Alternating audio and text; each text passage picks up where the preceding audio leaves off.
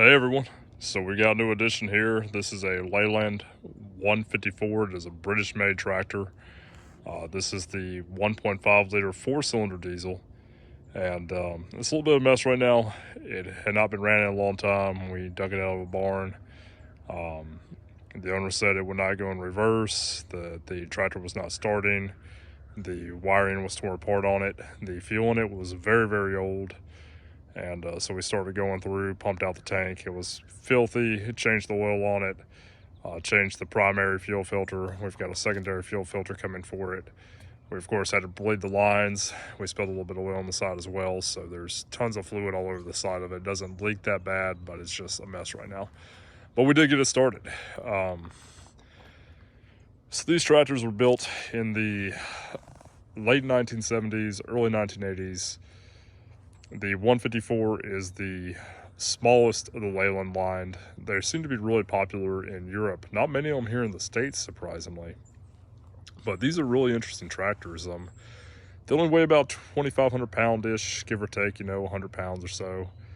They're fairly light compared to especially the 600 series Ford Power Masters that would have been around in the 1960s.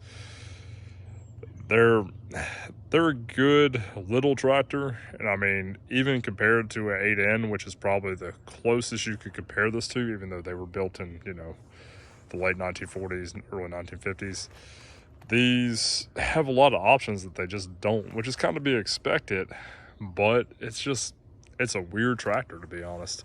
Weird in a cool way. The 4-cylinder is definitely smooth compared to a lot of your 2 and 3 cylinders.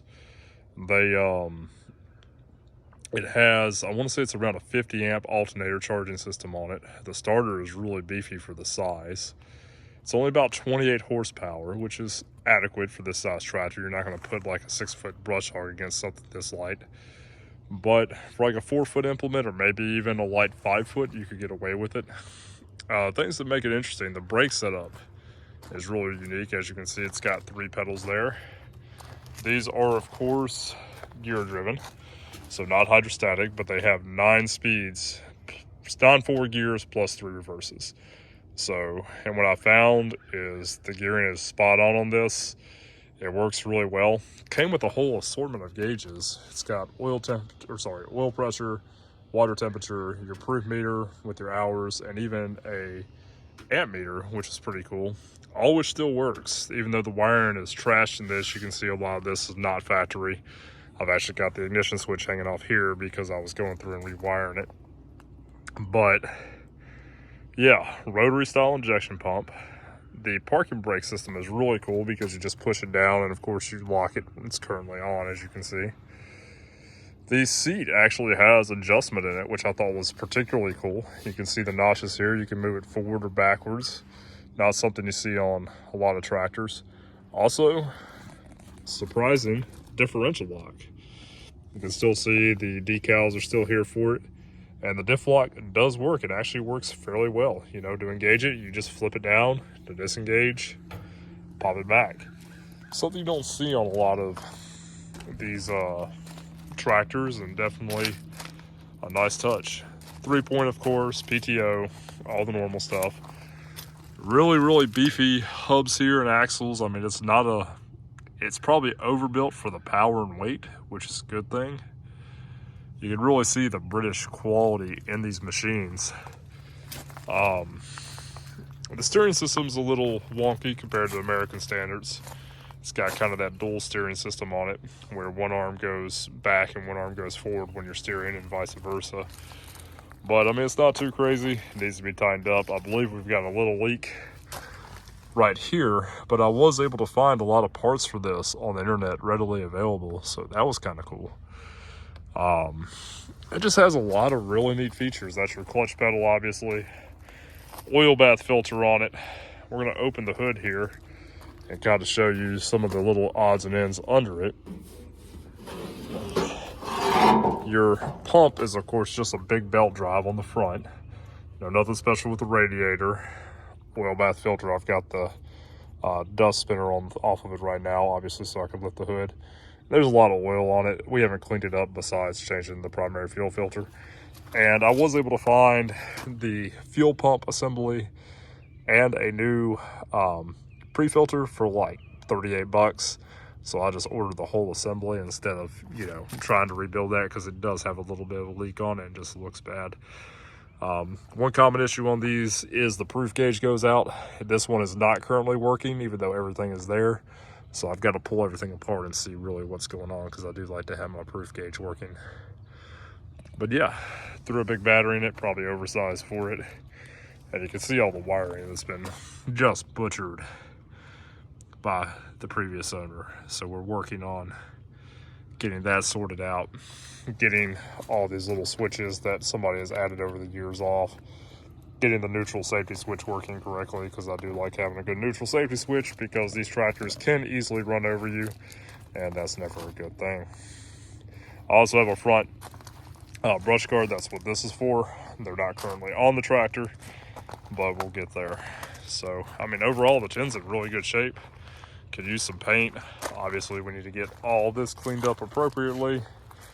But I mean, like I said, we just got it started. Forgive all the diesel that's on the injection lines. But yeah, I mean, really kind of excited about this one. The alternator, you know, that is, from what I can tell, original bridge alternator was covered in oil. I took it, I cleaned it up. I did have to do a repair on the pulley, because the pulley had actually separated into two pieces and was just flopping around. So I was able to weld that back together. These are just tacks on the fins there, just so I could keep it aligned. And surprisingly, yeah, I started it, and immediately the amp gauge jumped up to like 25 amps. After it ran for about 15 minutes, it dropped about 5 amps, which tells me the charging system and regulator is working as it should. So happy about that. It does not seem to have any overheating issues. Definitely gotta get that hydraulic filter changed, because I mean, it probably has never been changed looking at the age, how much rust is back there. But your fuel tank on these, if you don't know, is under the seat. And you can see all the zerk points, you know, good for servicing. Yeah, we did pump that tank out, but I probably will eventually remove it now that we know it runs decent. And we'll get all that junk cleaned out of there and get all the rest of the filters changed. Man, I really would like to paint this thing though. I mean, unfortunately we have a lot of the assemblies here, so I'm thinking about reordering these light pieces too. But overall, guys, just a really cool tractor. I mean, it's different. I mean, I probably could wish it had a little bit more power, but I mean, it's definitely a quality machine. It's well built. You can definitely tell the British quality that's in this, and it's just kind of unique. So we'll definitely keep you up to date as we get it sorted out, but I'm just happy that for right now it starts and runs. So anyway, guys, I hope you all have a good one.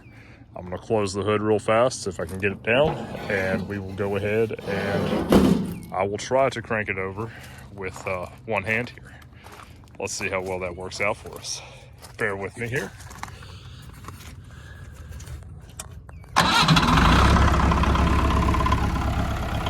There you go. It's a little cold this morning, mind you. It's about 30 degrees, so. You can hear how smooth it is. It's just surprisingly smooth.